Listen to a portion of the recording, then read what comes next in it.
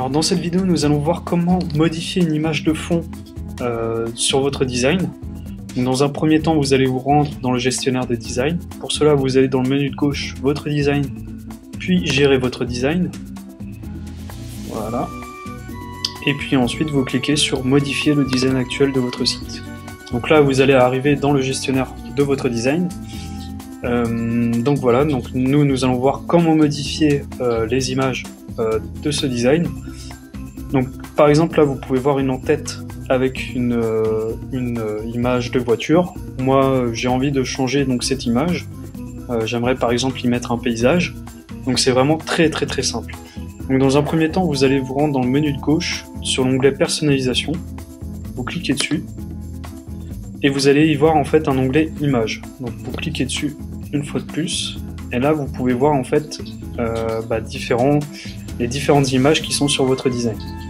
Donc nous par exemple ce qui nous intéresse c'est la bande du haut de page, c'est celle que je veux modifier. Donc hop, tout simplement je vais aller changer le lien de l'image. Donc là actuellement c'était le lien de l'image de voiture et là je vais en mettre du coup une image de paysage. Voilà, je la colle et vous pouvez le voir, automatiquement l'image a été insérée à la place de mon ancienne. Donc vous pouvez faire ça avec un petit peu tous les éléments. Donc pour cela il suffit de naviguer à travers cette scroll bar, donc, et après vous pouvez mettre une image sur les éléments dont vous souhaitez.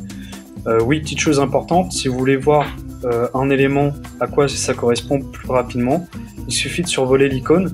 Donc là par exemple vous pouvez voir fond menu horizontal. En survolant l'icône du petit œil, vous verrez mise en surbrillance l'élément en question. Donc là on voit bien le fond du menu horizontal mis en surbrillance. Et voilà, et donc vous pouvez modifier, enfin ajouter ou modifier des images comme vous le souhaitez sur votre design. Une fois que vous avez fait ces modifications, surtout n'oubliez pas de sauvegarder afin de garder évidemment votre design en mémoire et de pouvoir du coup l'utiliser ou le modifier. Voilà.